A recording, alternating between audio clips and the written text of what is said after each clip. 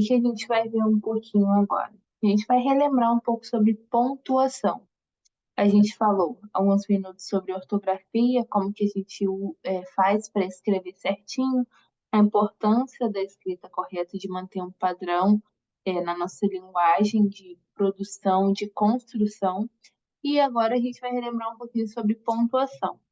Por que a gente tem pontuação? Porque a gente entende que a gente precisa trazer para a língua escrita elementos que a gente tem na língua falada. Quando a gente faz uma pergunta, a gente usa tom de voz. Como que a gente coloca um tom de voz na língua escrita? Não tem como. Por isso que a gente lança a mão do estudo da pontuação. Então, não subiu o slide, né? Estou aqui falando igual uma matraca e não subiu o slide. Vamos lá. Foi. Para que serve a pontuação? A pontuação são os sinais gráficos que contribuem para a coerência e para a construção do texto. Então, a finalidade delas, da pontuação no caso, é indicar na escrita tudo aquilo que a gente consegue utilizar no ato de interlocução, na comunicação da fala. Então, a pontuação existe para desempenhar a função de uma ordem direta. Na escrita, indica os recursos que a gente não consegue materializar, da mesma forma que a gente consegue materializar na fala. Então, a função da pontuação no texto é recuperar esses recursos que são específicos da fala. Então, como pontuação, a gente tem aí ponto final, vírgula, ponto e vírgula, dois pontos, exclamação, interrogação, reticências, aspas, parênteses e travessão. Vamos começar pelo ponto? O ponto é aquele que geralmente a gente fala que é o ponto final. Como que a gente utiliza o ponto? No final de uma frase, quando a gente quer separar os períodos e também nas abreviaturas, quando a gente não quer escrever uma palavra inteira ou quando a palavra é muito grande, a gente pode abreviar, a gente utiliza o ponto. O ponto e vírgula é aquele que a gente usa para separar várias orações dentro de uma mesma frase e também para separar uma relação de elementos. Então, geralmente, ele causa um pouquinho de confusão. Por quê? Ao mesmo tempo que ele é uma pausa mais longa que uma vírgula, ele é uma pausa mais breve que um ponto.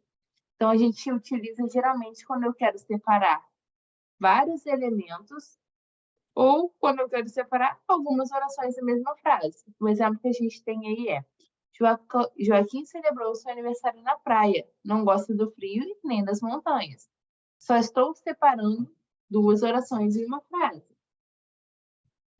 A gente tem os dois pontos que são utilizados quando a gente vai iniciar uma fala de algum personagem, quando a gente quer utilizar ele antes do aposto ou em orações apositivas, em algumas enumerações ou sequências que explicam ou resumem algo que já foi falado.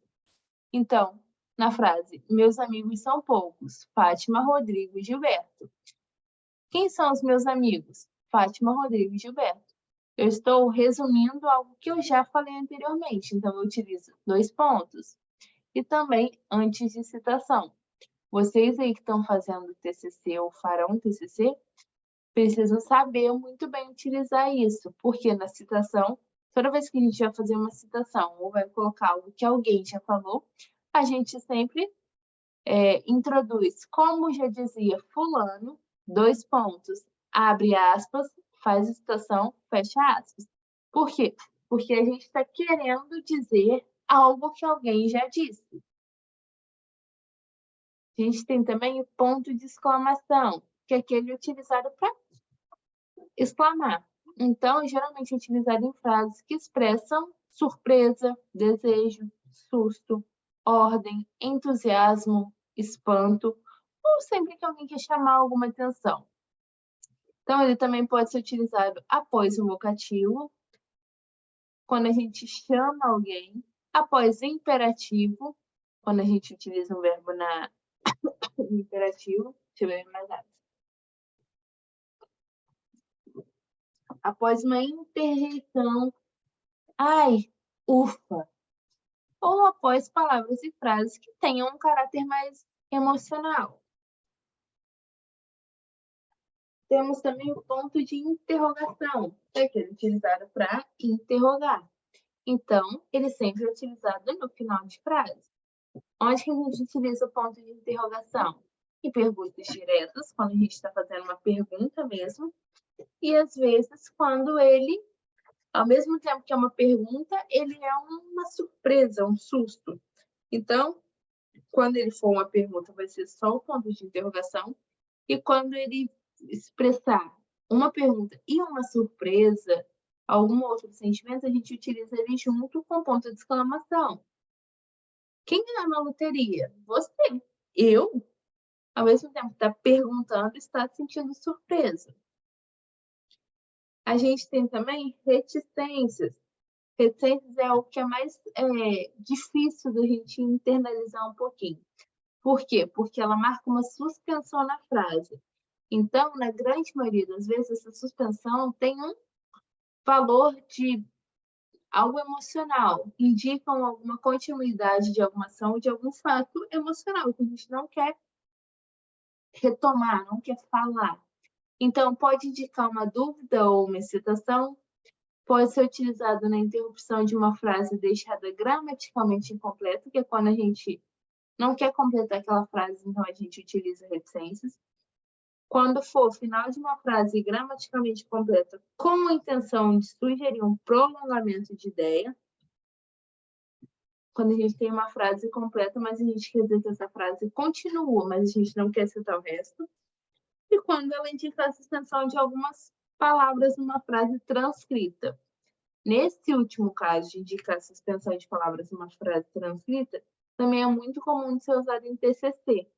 Quando a gente faz uma citação e a gente não quer colocar a frase inteira, só as partes que interessam naquela citação, a gente pode colocar, segundo fulano, dois pontos, abre aspas, tal coisa, entre parênteses, reticências, termina a frase, para que não fique uma citação muito longa. A gente tem também as aspas, que tem como função principal destacar a parte de um texto. Então, ele pode significar isso, destacar a parte de um texto, representar alguns nomes de livros ou legendas, ou quando a gente quer assinalar alguns estrangeirismos. O que são estrangeirismos? Palavras que a gente traz do estrangeiro e incorpora no nosso vocabulário. Neologismos, que são palavras que são novas, palavras que a gente incorpora e inventa ali na hora. Gírias ou expressões populares ou ironias. Outro adendo que é sempre bom deixar claro. Se a gente vai trabalhar um trecho de algum texto que ele já é destacado por aspas, duas aspas, aspas duplas, quando a gente for citar essa parte que já tem com aspas, essa parte a gente utiliza aspas simples, uma aspazinha só, para não ficar duas aspas duplas no mesmo sentido. Temos também o parênteses, que são aqueles mais utilizados para isolar algumas explicações ou acrescentar alguma informação acessória.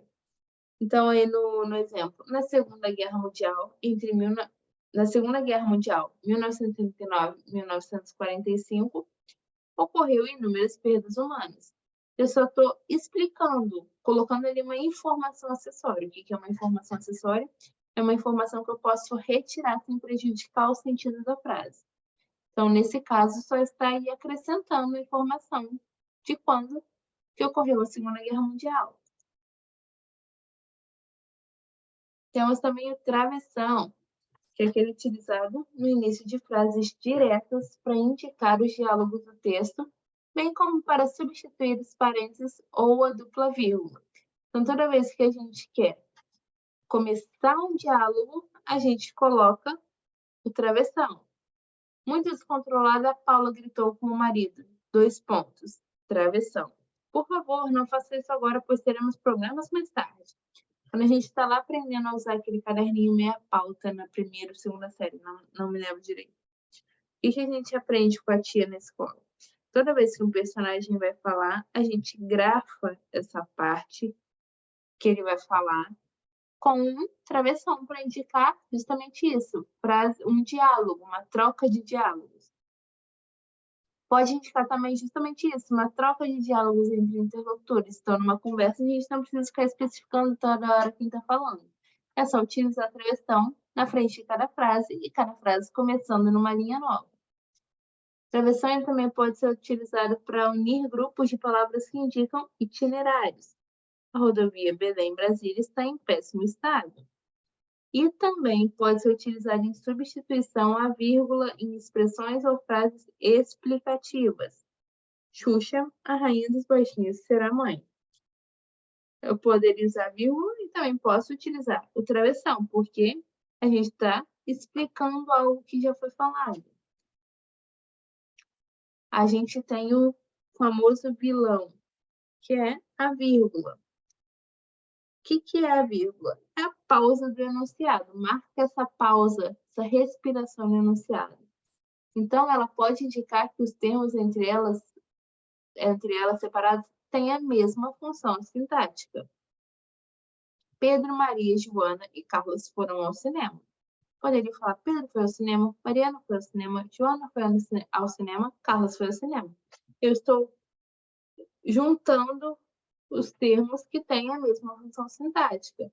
Então, nesse caso, os sujeitos, eu coloquei todos juntos em uma frase só. Pedro, Mariana, Joana e Carlos foram ao cinema. Sempre que a gente vai separar elementos que têm a mesma função sintática, o último não é separado diretamente por vírgula, mas sim pela preposição e. Então, a vírgula ela marca 3 funções básicas. Pausas e inflexões na voz, elas enfatizam ou separam expressões e orações, e elas impedem qualquer ambiguidade. A gente vai ver esse último elemento em 2 slides. Então, quando a gente tem aí outras formas de utilizar a vírgula, quando a gente está aprendendo a escrever um cabeçalho, quando a gente precisa colocar a datinha lá bonitinha, Resende, tananã, mês, ano. A gente utiliza a vírgula ali para separar o tempo e a localidade. Quando a gente tem uma escrita de vocativo, Maria, vem aqui. O que é o vocativo? Aquela parte que chama alguém. Quando eu quero isolar um aposto, o que é o aposto? Aquela parte que explica algo que já foi falado. Então, Maria, a professora de anatomia, está liberando os alunos mais cedo. É qualquer professora? Não. É a professora Maria, que eu já falei anteriormente, professora de anatomia. A vírgula também é utilizada como elemento de enumeração. Quando a gente está fazendo uma sequência, a gente quer enumerar essa sequência gramaticalmente. Fui ao mercado comprar pão, leite, carne e frutas. E quando a gente tem uma elipse, que é quando a gente corta um pedacinho da frase, porque já fica subentendido o que ela quer dizer. Carlos fala inglês e Fernanda francês. Fernanda também fala francês. Então, para eu não ficar repetindo que a Fernanda também fala, eu posso colocar uma vírgula ali, que o sentido continua o mesmo. E tem essa imagenzinha que eu sempre trago para a sala de aula para a gente entender como que a gente pode utilizar a vírgula, principalmente para impedir a ambiguidade. Qual o poder que a gente tem na utilização da vírgula, principalmente na linguagem escrita. Eu vou ler para vocês para que fique mais claro essa diferença do uso da vírgula. Deixa eu ver uma linha. O poder da vírgula. Vírgula pode ser uma pausa ou não. Não, espere. Não espere. Ela pode sumir com seu dinheiro. 23,40, 2,34. Pode criar heróis. Isso só ele resolve. Isso só ele resolve. Ela pode ser a solução. Vamos perder. Nada foi resolvido. Vamos perder nada. Foi resolvido. A vírgula muda uma opinião. Não queremos saber. Não, queremos saber. E a vírgula pode condenar ou salvar. Não tenha clemência. Não, tenha clemência. Se um homem soubesse o valor que tem a mulher, andaria de 4 à sua procura. No caso, como eu sou mulher, certamente a gente coloca a vírgula depois de mulher. Se o homem soubesse o valor que tem a mulher, andaria de 4 à sua procura. E um homem, onde colocaria essa vírgula aí? Depois do tem. Se o homem soubesse o valor que tem, a mulher andaria de 4 à sua procura. Observem como que a vírgula, dependendo da forma e do lugar onde ela é colocada, ela muda totalmente o sentido daquilo que está escrito. Por quê? Porque na fala a gente consegue colocar esse sentido na nossa entonação, na nossa maneira de ler. Por quê? Porque a gente está entendendo que a escrita ela vem para auxiliar a fala, para que a fala não, já que a fala é toda perdida, para que a escrita não se perca, ela vem, por isso ela foi criada depois da fala, ela vem ali para ser uma maneira de controlar a fala. E a pontuação vem justamente para isso, para auxiliar a escrita na intenção que a gente tem na fala, já que a nossa fala, ela é uma fala mais prática, mais dinâmica. Então, para que a escrita não seja uma escrita morna, uma escrita sem sentimento, uma escrita que não tenha suas intenções, a gente tem as pontuações. E elas vêm justamente para isso, para trazer para a escrita tudo aquilo que a gente consegue intencionalizar na nossa fala. Seja com tom de voz, seja com trejeitos, seja com. Só um minutinho. Por... Voltando. Ela vem para colocar na escrita tudo aquilo que a gente consegue imprimir diretamente na fala. Tom de voz, gestual, trejeitos. Por quê? Porque a nossa fala era muito mais prática, muito mais espontânea. E a escrita era uma escrita mais regulamentada, mais bonitinha, mais rebuscada, digamos assim. Eu acho que é isso que a gente tem para hoje, galera. Vocês têm alguma dúvida?